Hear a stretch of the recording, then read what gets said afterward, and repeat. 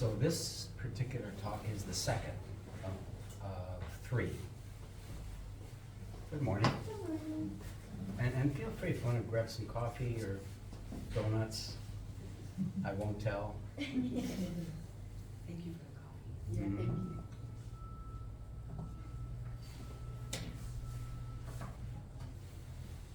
Yeah, I'm very, very passionate about all these character talks. I think it's a missing piece in American education. So, just as a quick overview, so last time I wanted to explain what character education, kind of in contrast to what's become known as social emotional learning, which has a lot of benefit, but it's mainly addressing problems. It's more like fixing things that go wrong. Whereas character development is inspiring children to become the best kind of person you can become and to give back to your world, and that's the framework. So it's not only a matter of helping you, all the things in social emotional learning can be helpful. Self-awareness, some social understanding of how to get along with people, how to understand other people, all has value. But character education calls children to live on the highest plane. Like I think I told you last time, I go over that with my 8th graders all the time. We're learning how to become great people doing great things. Whether that ends up you becoming at the highest level of your profession, or you just, whatever you do, you just do it superbly. And not only you do your work superbly, but then you always have a sense of, I owe the people around me, I owe this institutions around me, I owe to give back. And I think especially today, that is a missing ingredient in raising young people. A lot of times that, you're probably aware of all the concerns about teenage anxiety and depression and stress. It's become epidemic. And of course it has to be addressed in various ways, but a lot of that also stems because you're not going anywhere. So sometimes if all the concern is whether you're happy or not, well, that sort of spirals down. You're never going to be happy enough. I think there was a professor in California, Mila, I forget her last name, she called it hedonic adaptation, hedonism. The more you get, you adapt to it, then you need more, then you adapt to it, then you need, it's unending. So that was the main point of last time, is to call the children to their highest form of life all the time, have goals and achieve things. And I think what's beautiful about it is both history and science verify and corroborate in their message. That's how we're put together. That's what great people in history of all backgrounds, again, whether they're famous or not, they just made the most of their life, put everything they could to become something, and they gave back to their world. And then of course science in the last 50 years has just verified that over and over again. Martin Seligman, I showed you the book last time, he calls it, this is the age of child flourishing. Human beings were created to flourish. And the authors of The Distractive Mind, they say goal setting. The neuroscience has confirmed goal setting is the highest calling for a human being. The more you set goals and get there, the happier you will be. And there's just tons of research to back that up. But the point is, I think whether it's our culture, our age, I don't know, it's not as much emphasized. That kind of character, calling children over and over again, even little kids can feel a sense of accomplishment and achievement, and making sure you're taking care of other kids, or you're being fair to them, your siblings, is at the core of character education, and the core of what it is to be a human being, a fulfilled human being. And I mean, the things that cheat us from that, the entertainment culture. I like the phrase from a man named Terry Cross. He's the editor of Gifted Child Journal at the University of Indiana, and he said that he draws two metaphors. He said the metaphor of the beginning of the 20th century is life is achievement. And so the heroes were Jackie Robinson and Franklin Roosevelt. They're going to achieve. And the metaphor for the second half of the 20th century is life is entertainment. So you fit everything you're doing so that you make sure entertainment's taken care of. And that has a long-term effect. So, that's kind of at the core of our character program and why I'm personally so very much interested in that. Because that ends up where children are the happiest, is when they develop that kind of attitude toward life. So today, I'm going to talk about character development from an objective standpoint. What are the components? And then the third one will be about what it looks like when you're working with kids. It's more subjective, and the experiences that children have, and you have, and teachers have, and parents have, which is very important because you can't impose on children how they're supposed to be. You nurture it, and that by definition is very complicated. But I think today, just to give you the objective side, so the exciting or beautiful thing about having your children, raising them to have goals and achieve and care for other people is those characteristics are shapeable. Intelligence, you can't do much about it. You got an average intelligence, you got an average intelligence. If you grew up in Greece, you grew up in Greece, but it doesn't matter. If the Poles had a better way of looking at life, too bad. That's just what you get. But the beauty about character is it's built on virtue. And virtue meaning, and in the Greek, the word from which virtue is derived, this is from the Greek philosophers, is arete. Is pronounced that correctly? Yeah. And it meant excellencies, and it included power. That these kind of things, when they get cultivated, that becomes who you are. And it's shapeable. That's the great thing. You can nurture that. Things like hard work and compassion, all those sorts of things, they can grow. No matter what your background is, whether you had a great start in life or you had a poor start in life, virtues can be nurtured. And that'll, how to go about that is we'll talk a little bit about it, looking at just the facts. But I'll give you an example. These virtues, they not only can be cultivated, but when you practice them, they have a certain kind of, I'll call it a power, and I think it's because that's how we're made. So for example, we have this success cycle at school. I've been doing this with kids when I first started teaching, when I coached. You help children work hard. You can't set the goal too high. You work hard, and you pay a little price. And the sense of success, I got it. When I play with my grandkids, of course, they're getting older. I love doing this, tossing the ball to them, and they get it. I got it. Let's step back and throw it to them again, and they catch it. I got it. I know there's two things are going on. One, of course, they're successful. Number two, that's how they're made. They want to get good at stuff. Everybody wants to get good at stuff. And when you get good at stuff, good morning. Morning. When you get good at stuff, you want to do it more. So the more you practice these virtues, which I'll go over in a second, it has a dual effect. One, it says, oh, I like living like this. I like this. And the practice itself perpetuates. So I'll give you some examples of, and I'll just use we use these 7 virtues, these Aristotelian virtues, as and illustrate the power and just to define them. So probably at school we talk a lot about courage, but and there's the kind of courage of the great warrior or somebody standing up for someone else's rights. There's that kind of courage. But the courage that can be shaped is courage in which I have a goal, something that's a little bit of a stretch. To get to that goal, there's a little sacrifice. Now, with a second grader, well, that means no TV tonight if you want to practice your math facts. Or if you want to go to soccer practice this week, that means as soon as you come home from homework, we're not going to play any kind of video game. buckle down and get your homework done right away. So there's always a little sacrifice.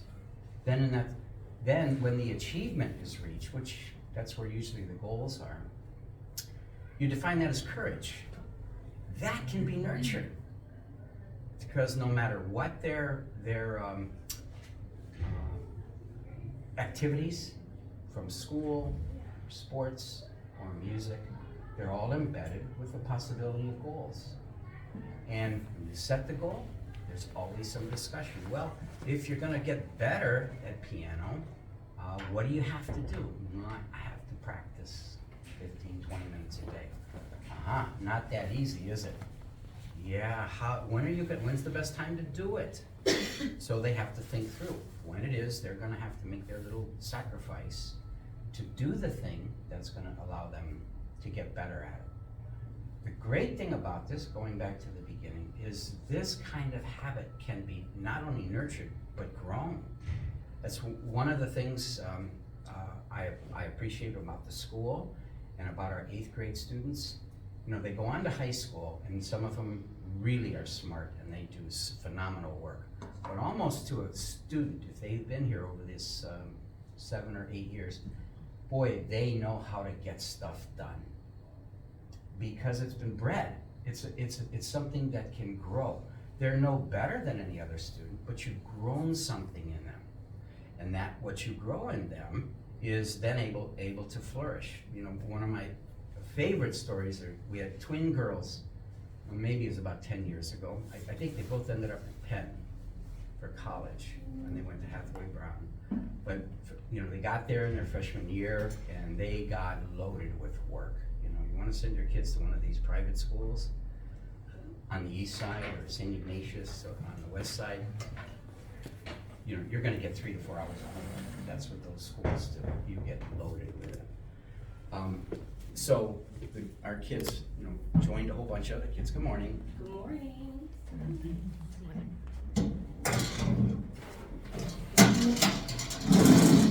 So all the girls got together after their first day of school, and they're, you know, crying. Oh my God, how am I going to get all this done?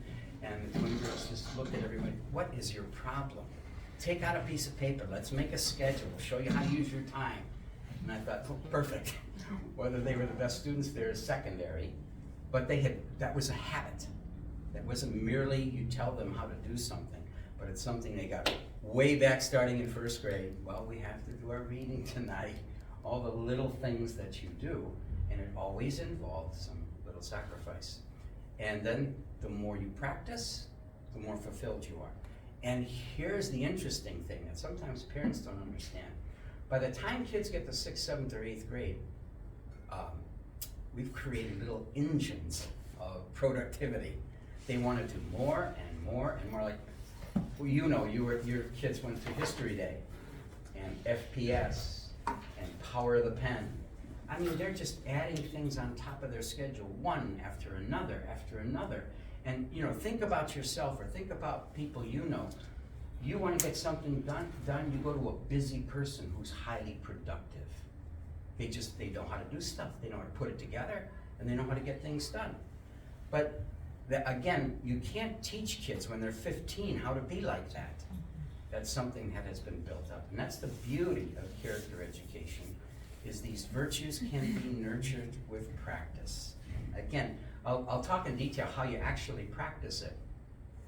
But that's the part that overcomes, you know, I noticed this years ago. One of the things I was frustrated with teenagers, even before we started the school, kids who got in trouble were not bad kids. They weren't going anywhere. They weren't going anywhere. So you're just like a vacuum. You have no goals, you're not after stuff. So you're just gonna be prey to the social things that are happening, the pleasures that are possible, all of which are okay. There's nothing wrong with them. But when you are not first driving towards something, then of course you're just going to be subject to all. I mean, which of us wouldn't prefer a day off versus a day of work? It's always good to, but if your boss offers you, you know, a 2-day work week, probably you're not going to be that productive in the course of what you're doing, because you know it takes work. So that sort of thing is built up over time. And then there's an enjoyment. I know this sounds wild, but you are all accomplished people. There is an enjoyment of setting high goals, working your tail off, as hard as it is, and getting the reward. Hard to compare that experience with a night at the movies, for example, or a party. Those are all necessary enjoyments. But we all know that's not what's going to fulfill our children. Our children will be fulfilled by having the kinds of goals that they work toward, and then there's the sense of fulfillment. So that's courage, just objectively. And sometimes it's helpful to talk about these virtues, also identifying the vices that are opposite. So laziness, indolence, lack of purpose. You know, my word usually to junior high, sometimes high school kids, and they'll say, I'm bored. Whoa, whoa, whoa, whoa, whoa. You're bored in America? Now, I can understand if you're bored right now in Sudan, because there's nothing to do but to avoid getting killed. You're bored in America? Are you kidding me? Have you? What happened is there's no looking out what I can do. There's only I'm not adequately entertained. And so, you know, I'll work them through that. How you have to look at your life. My goodness, there's so many things that are positive that you can get yourself into. But again, it's a matter of having these conversations, and that's the main thing, I think, as teachers and as parents of young children under 15, is we become that conversation partner where we talk about, well, what can we do? What's our goal this year? The summer's coming up. Okay, summer's all vacation. How about we get something done this summer? Of all the things, is there anything at school you want to do? Any sports program you want to get better at? Any music thing? So you're planting in them through conversation, strict conversation, kind conversations beside the point. But mom, dad, teachers are always proposing, what can we do now? They're too young to think that way. They only think one way. It's summer. What do you want, Ma? It's summer. Yes, I know it's summer. We're gonna have so much fun. But what could we do? What could we accomplish? You're sowing. You're sowing that seed. They know that's true. That's the beauty of character development is that's how people are wired, whether you look at it historically or by science. So when you talk to them about goals, on the one hand, they want to say, Ma, how come I have to do, how come all the other kids don't have to do, how come? Well, that's because we're setting goals, we're getting better at stuff, we're learning how to be a great person. It gets in, it resonates. They won't show you that, they'll show you a sour face. My parents are so strict, my parents don't let me do anything. But it's getting inside of them. So that over time, it becomes the way they look at life, to varying degrees. And once again, that's just the beauty of virtue. That's one of the reasons I like teaching 5th grade through 8th grade. And this year I've even got some 2nd and 4th grade kids in mathematics. To watch children advance and then get to the 8th grade and just tough as nails. I love it, they're intellectually tough. Sometimes I even say, especially with History Day and future problem solving, those very, very rigorous academic, and they're diving in. And oftentimes, not oftentimes, but a few times I've had parents say, Mr. Debelak, do you know that my daughter stayed up until 12:30 last night working on your History Day? Okay. Then my answer was, okay, let me just ask you, were they happy? Well, yeah. I see, they were happy. So, but do you understand the parents' view? Even to them, it's too much. But the thing is, these kids are, when they get to be 14, 15, 16, man, they got energy. They have more energy than they're gonna have their whole life. They can do a million things. So when they find productive things to invest themselves to, and they have the habit of doing that, wow, they're unlimited in how much they can accomplish in these teen years, which can become some of the most productive time in their entire life, laying the groundwork for their future. So obviously you can see we do a lot of that related to courage. That's a big part of the academics. In fact, our original mission was shaping character through rigorous academics. That was the mission. And it's developed from that point and gone further. Let me just pause for a second on that one. I'm going to also talk about self-discipline and compassion and justice and what those are and how we carry them out with children. So it's not announcing things isn't sufficient. It isn't sufficient to tell you need self-control and you need to be compassionate and you need to practice justice. There have to be ways to practice it with little children. So I'll pause a little bit. Anything on the courage part? Because usually I start talking and then it's like a fire hose. I have a question. I understand that all these virtues can be nurtured, and we all, do our best to do that. But over here, the humility and the compassion, maybe you'll touch on that now. Okay. I just feel like kids are born with those virtues. They are. Or not.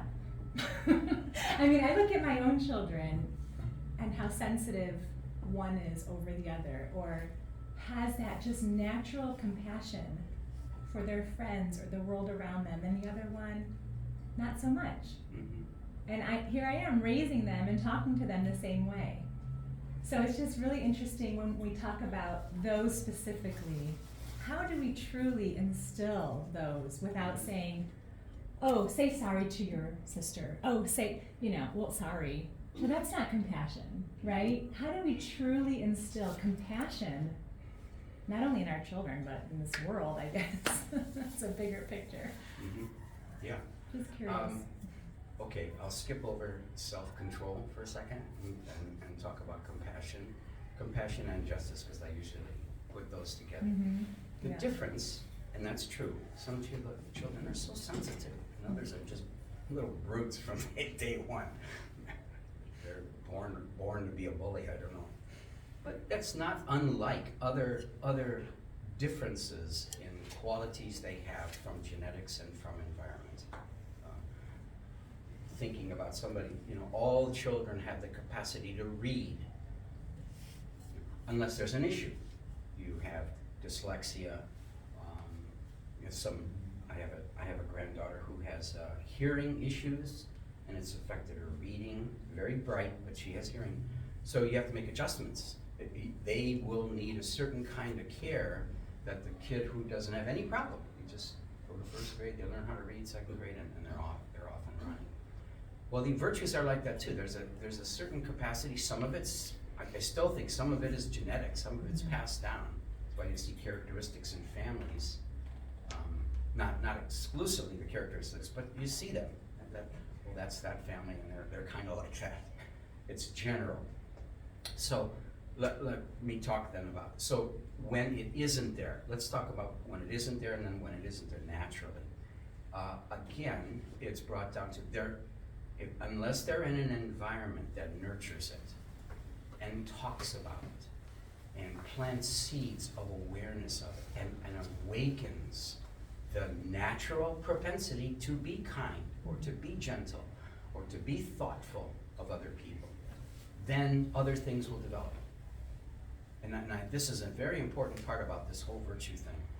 If we as the adults, you're all good parents, so I'm sure you're already doing a lot for your children.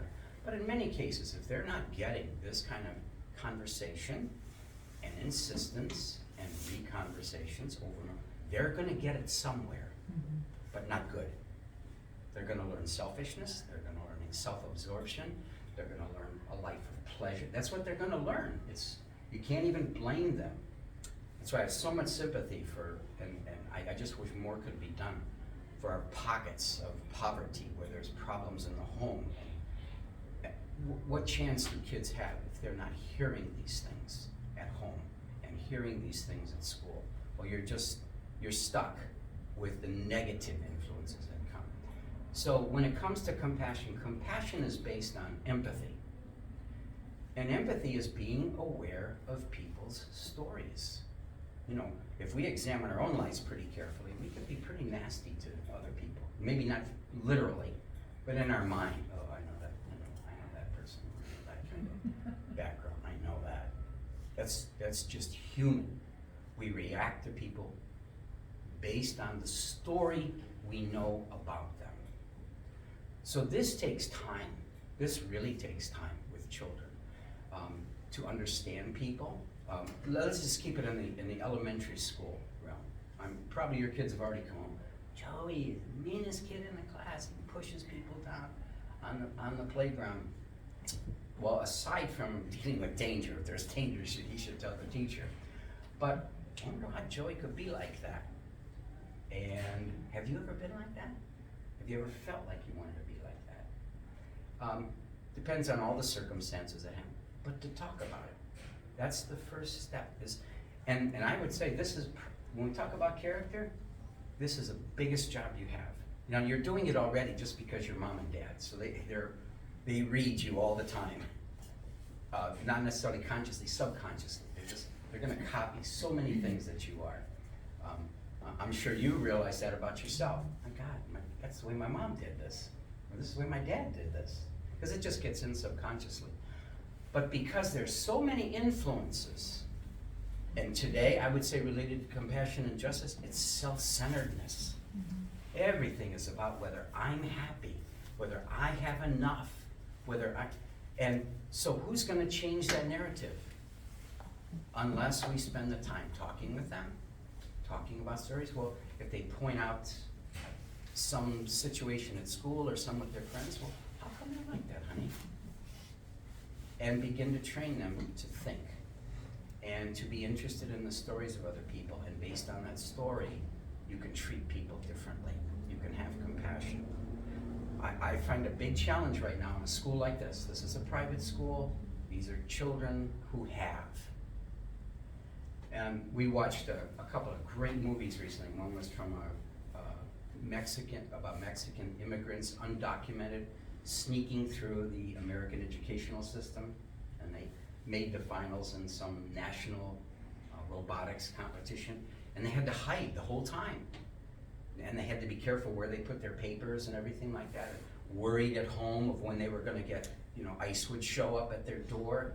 And I want them to hear that.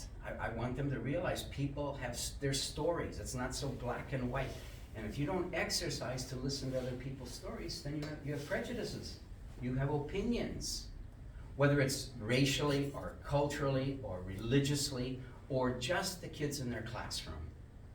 So, saying all that, the time it takes to talk them through that and to explain, there could be other reasons to understand, so that they begin to realize I don't just flippantly dislike this person, dislike that person. Then hand in hand with that, and this is another one, especially in this day and age, your children. To walk into a classroom, to walk into a team, to have the realization, what part do I play to help everyone or to help someone? What part do I play? That, I think that is a missing piece in our culture today. That when I come into class, I owe everybody. They're not gonna understand that. But they don't think, am I happy or not? That's a part of it. We want them to be happy. But what do they owe? There's always some behavior, some kindness, some reaching out. If you don't speak it, if you don't speak it at school, you don't speak it at home, it doesn't enter into their head. All that enters their head is me, and you cannot blame them. Selfishness is very human and pervasive. So unless they're hearing it, unless you're reminded of it, then you don't have the sensitivity. Will it change? Well, that takes time. But parents are like mini preachers, nagging and nagging and nagging on the things that are good and are beautiful, and you're not gonna let them go.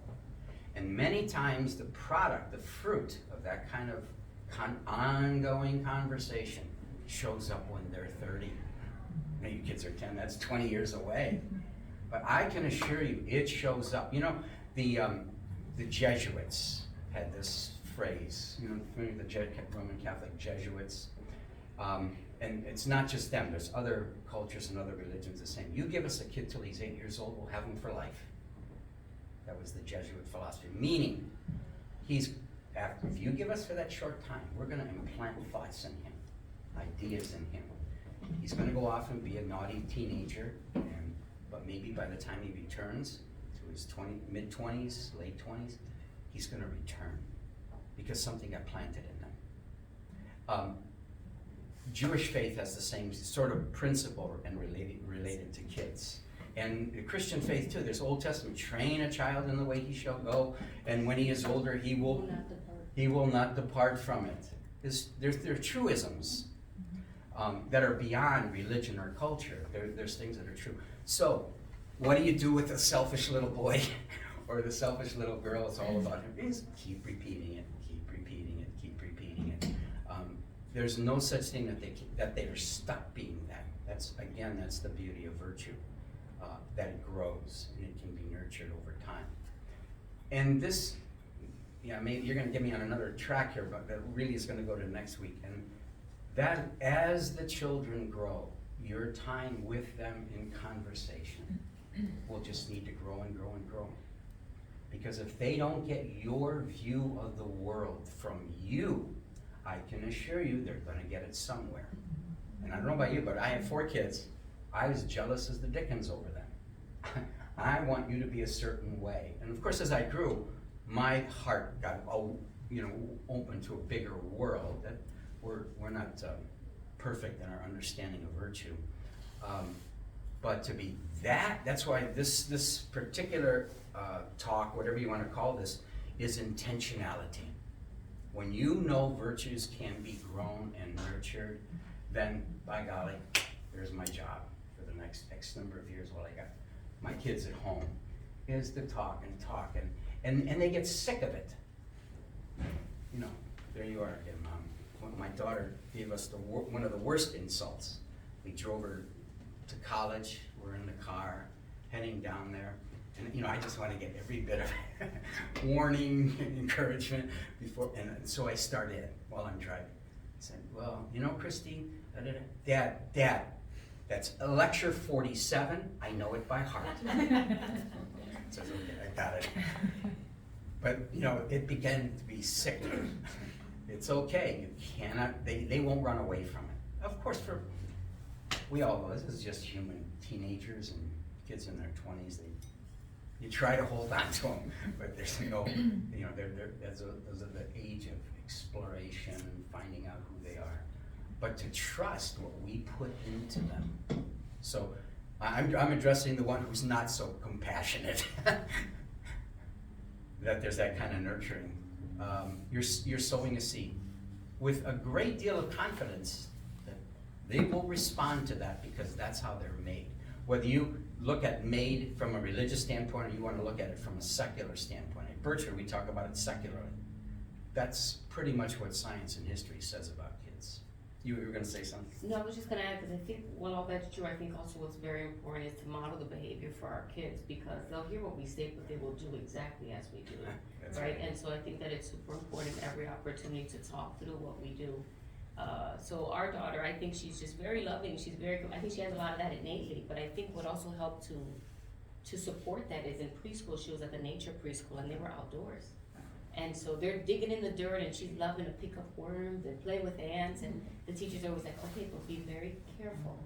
She learned, I think, more about diversity directly in nature and being caring and being compassionate. The other thing that we do is we read different books, like some of the books that I even read to their kindergarten class, like A Stone Sat Still. I don't know if any of you have read that kids picture book. It's about a stone, that's a stone, it just sits there. But every animal that touches it or crosses it experiences it differently. Like a tiny little ant sees it as this massive, hill, right? Where a buffalo sees it as a little tiny pebble. And so when you read it quickly, it's like, oh, that's just a matter of perspective. But what I tell my daughter is it goes beyond that. It's about identity, right? So identity informs your perspective, which builds your lens. But the more you are educated about the world around you, or what's in a name, because my daughter's name is long, but it's super important to be very respectful of people's names and understanding the history of where that comes from. So I think that there's some really good kind of DIJ DEIJ books that we could, you know, maybe share, maybe build a list, cause I think that's been really helpful for us anyway. Yeah. So I won't be able to get to all of these issues, but I would just touch on the one justice, because usually when I talk about compassion, I talk about justice. It has its, you know, its social context today. But again, we're talking about little children. And so the piece about justice that we train the children is every single environment, with every single person, you have responsibilities. That's what you're just toward. So I think I mentioned this before, when we discipline in the classroom, yes, we'll just say, stop it, don't talk anymore. But more importantly, okay, while you're talking, what's happening to everybody else? Are they allowed to study? They can't, because you're talking, or you're blurting out, or you're interrupting. I have a lot to teach, but you just keep talking. What's wrong with that? Yeah, you are infringing upon everyone else's right to listen and to learn, because you're talking. So the justice piece, one day, you know, they'll seek for justice in their community or in their world, but on a human level, if they don't learn this kind of thing, I have a responsibility. I break it down to the family. They have a responsibility to their dad. They have a responsibility to their mom. They have a responsibility to their siblings. Yeah, I know siblings fight, but they should be told over and over again, you're the older son, you know, you have to take care of your sister. You're the older sister, you have to take care of your brother. Or you're the little brother, you have to respect your older brother. There's always a sense of, I am responsible. I'm not, can do whatever I want to do. There's no justice in that. Of course, people who are exercise justice in that way, you know, I can shoot you and be for some great cause, but I can be a terrible person. That sort of thing happens. So when we work with the children on that, it's them to understand. And it's like, I'm sure you're all like this. And so many of these virtues, we practice them, but calling them out specifically, and then recognizing, okay, that's the kind of thing my kid needs to learn. I need to talk to them about that how you treat your teacher. I love the fact that so many of our kids, this is sort of unusual, and I just had a teacher from a high school, and they wanted to know why. Every time our graduates would leave their classroom, the kids would all say, thank you, thank you. Well, isn't that right? That teacher worked hard and prepared a good lesson and did the best they could that you would learn from that lesson. Don't show them a thank you. Yeah, you step back and say, that's right. So to honor the environment, to honor your behavior in a certain environment.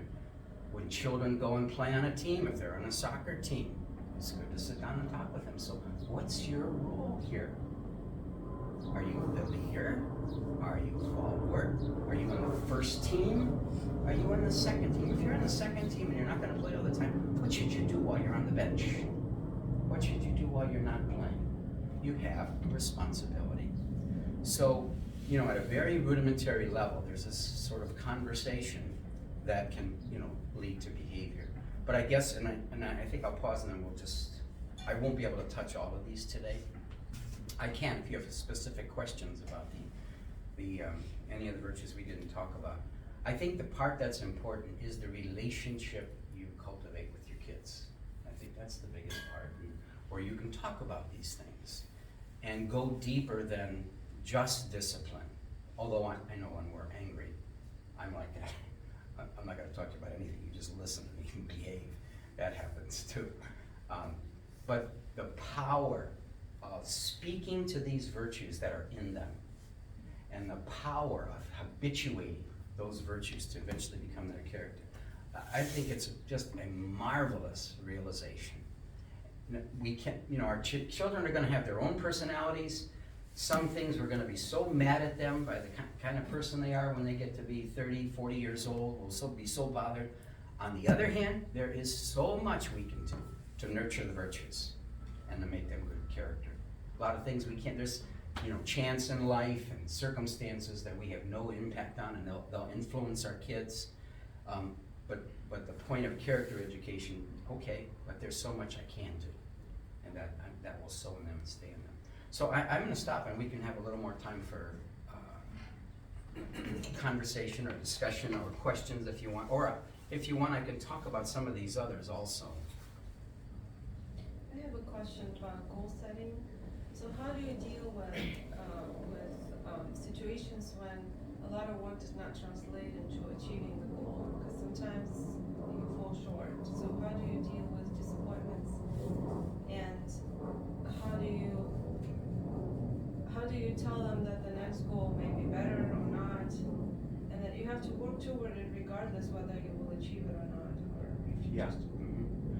Well, this is, we didn't get into this, and we'll talk a little bit next week, but stories are what's the most powerful. So just objectively, you set a goal, you didn't get there. Man. Okay, well, let's do it again. Yeah, how do I know I'm gonna make it? That's very understandable. What is the counter argument, if you will, to all that? Stories. Your personal stories. That's one of the most powerful things you have, is to talk about yourself. And I don't mean in your successes. I mean, I tried this and I know the feeling. I know how that feels when that is miserable. Let's just reassess. Maybe we reached too far. Maybe we tried to bite off more than we can chew. Isn't that what we have learned as adults? Or if you were my daughter and said, well, why do you think you didn't? Let's analyze that. Did you put the time in? Well, usually, oh, okay, so maybe a little short of the time. Or do you think if you got a tutor, would that have helped? So you help them just like an adult, but they don't have the capacity to do that. That's kind of my point today, is to walk them through the stories. That's why I show the 8th graders these wonderful movies, award-winning movies, so to imprint these stories on them. Life is hard. Let me show you a story about Helen Keller and Annie Sullivan. Or let me show you a story about Jackie Robinson, or about Maya Angelou. Let me tell you some of those stories. And that enlarges the way they look at life. But they get it from you and your husband, and whatever models you can point out to them, which is we'll talk much more about this, to in these conversations to introduce them to stories of your family, neighbors, great people, famous people. So, because they only know how to respond to the world by what they've seen and heard. We all feel badly about children born in disadvantaged homes. And then it seems like their problems just keep multiplying. And my thing is always, what do you expect? You expect some 12-year-old boy is going to all of a sudden realize, I shall have goals in life, and I will work my hardest, and I will be disciplined. It doesn't come out of anywhere. So there's so much missing that would have to be replaced. So all I'm saying to us who are blessed with having good homes and good families, how much we can do for our children, to teach them about stories that can inspire them. I take a different perspective on that, or view. I'm kind of on the idea of failure. So it's not that they failed, but they're a lot further ahead going for that goal than they were by not. Mm-hmm. I mean, you can't move forward without failure. You look at how many, hear the stories all the time. Olympians never making it, to every goal. Yeah. And it takes them 8 years before they finally get the gold or the silver, or even on the platform. Yeah.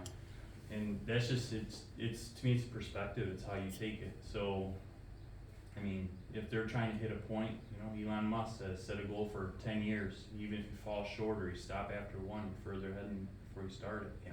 Mm-hmm. It's all perspective, is the way I look at it. Because it really comes down to is, as a parent, did you set the goal too high for the child to achieve? And maybe you don't even know how to gauge that. How do you gauge something for somebody that, as you're saying, that doesn't know how to measure? Mm-hmm. So they're further ahead, and you gotta take that in, review it, see it, maybe adjust it, Then the other one too is, maybe you have 3 goals for the child to hit. In human nature, the idea is anything more than 2, the rest is failure automatically. And it's the idea of how do you accomplish things, and usually it's one at a time. That's kind of the thought, so. Mm-hmm. Yeah. The sharing stories is good too, like when he was talking about Olympians, my daughter just started gymnastics, and she's only been to 2 practices so far. But before we went, she is obsessed with Simone Biles, so we watched her Lifetime movie. And there was a point when Simone first started, she was 6 as well, and she fell off of the bars, and she didn't want to try again. So Naila's second class, she fell off of the bars, and she fell so hard. And I'm like, I want to go run and save her. And she just got back up and just to jump back on the bars. And I was like, Yeah. and I asked her after class, I was like, what made you so brave to just try again? And she said, well, Simone didn't want to, but I Honestly, was that's gonna do it. perfect. You know, and I was so proud of her, because I was just like, that's amazing. Like, you've only done this twice, and you tried again, you know, because you saw somebody else, and she became an Olympian, and she didn't want to try again. So, That's great, yeah. that story. You should write Simone Biles a I know, letter right? of appreciation.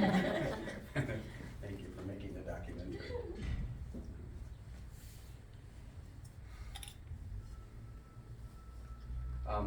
I think it's still up. My wife has a website on literature for character. That's why every morning, 15 minutes, we read to the kids biographies, or in Worthwood with the 8th graders, we read biographies, or we watch these award-winning movies of great people. Just for that one reason.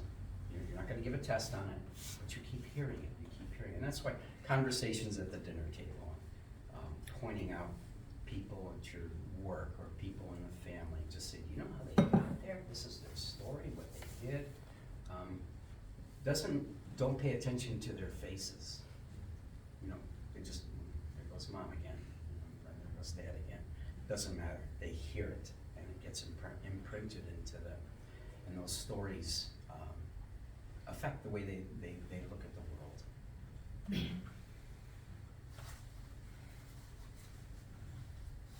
As well as taking your children to the world, helping at a shelter, or helping Yeah. feed, or whatever it is, exposing them that yes, it's our responsibility. We need to take care of the humans around us. And our kids might not see that unless we take them to those places where they can serve and see how lucky they are. Of course, my son, who is super sensitive and just full of compassion, he just cries, he sees people on the street asking for money, and I'll give them $1, and he's like, but we need to take him home, we need to put him, we need to give him a shower, he's dirty, he just can't deal with that. It's like a lot for them. Yeah. But I think it's important to, and then a week later he'll ask, do you think that man is okay? We gave him that money, do you think he's okay? It's so sad, I know. So, but it's so important that we show them that everyone is not like us.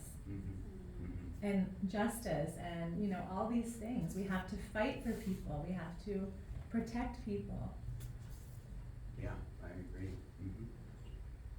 But that you're just making my point. It takes time.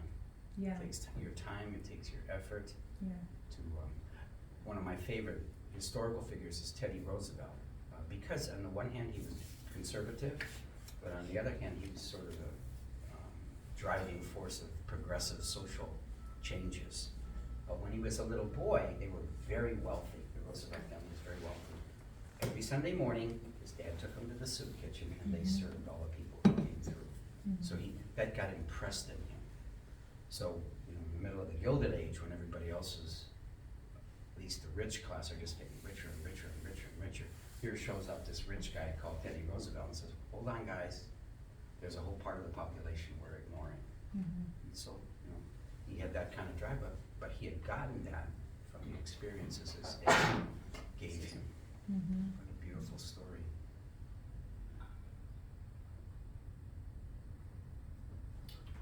Can you define what you mean by self-control? Because it seems like it's going to intermediate between a lot of these different approaches. Yeah, it really is. I usually define it as being able to manage the conversation that's going on inside of you. And usually that conversation is what I should do and what I prefer to do.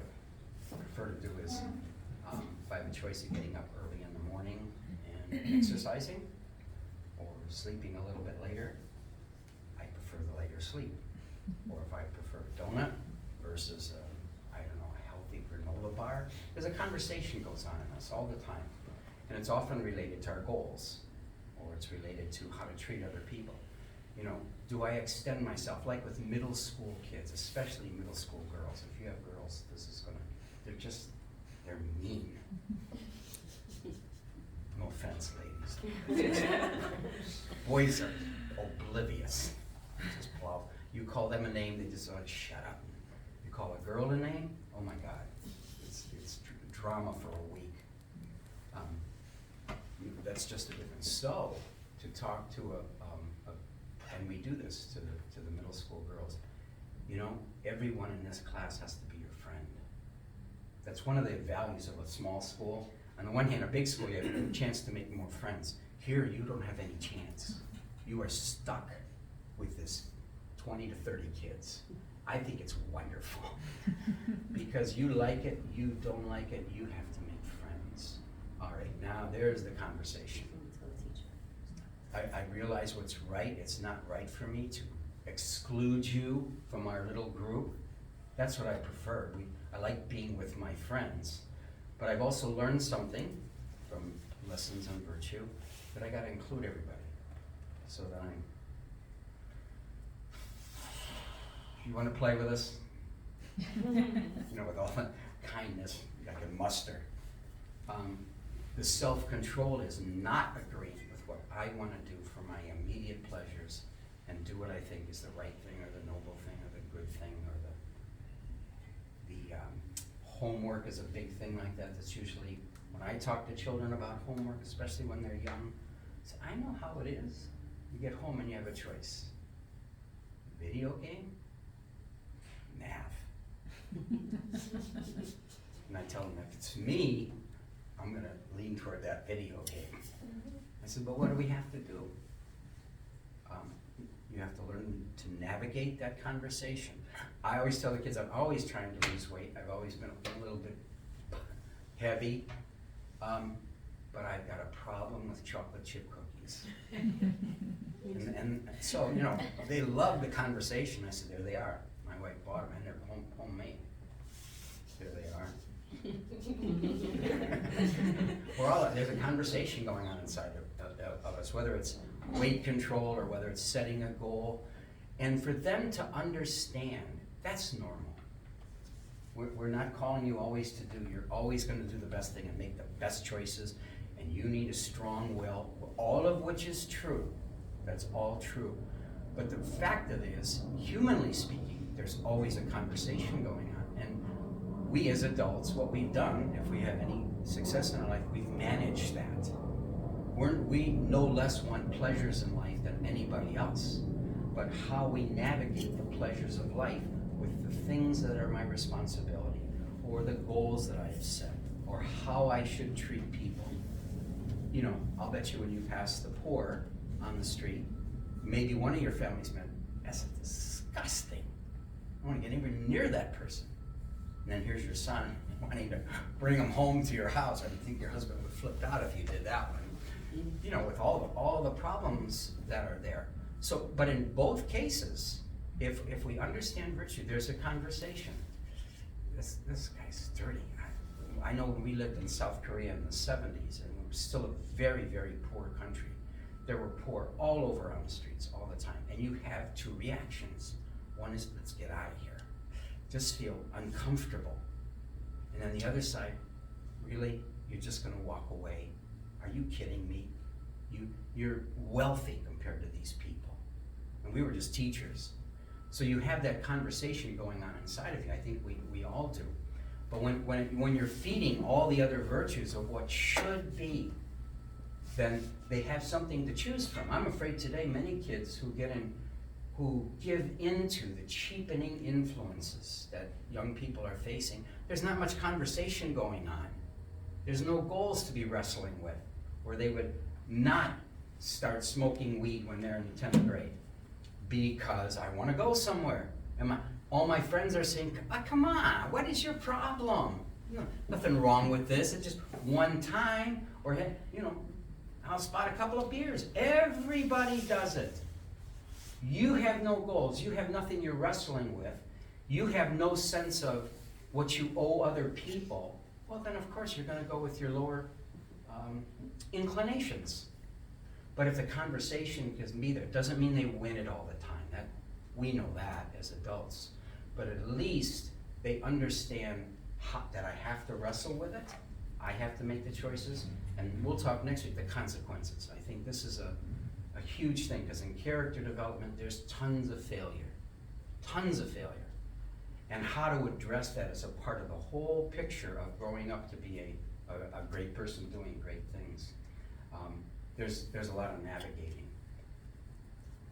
So that's usually how we would define self-control. The thought about having a strong will. You have a weak will. That's why you did that. You're not strong. Well, that's baloney. If I could examine everybody's life long enough, I'll show you where you're a wimp in your life. Because why do I say that? Because we're human. We all have that corner of our life that we have to fight with all the time. So for children to understand that and understand their will in the context of that strengthens them. Yeah, I got this conversation inside of me. What would be the easy thing to do and what I need to do. I think it takes our whole life to actually learn that lesson.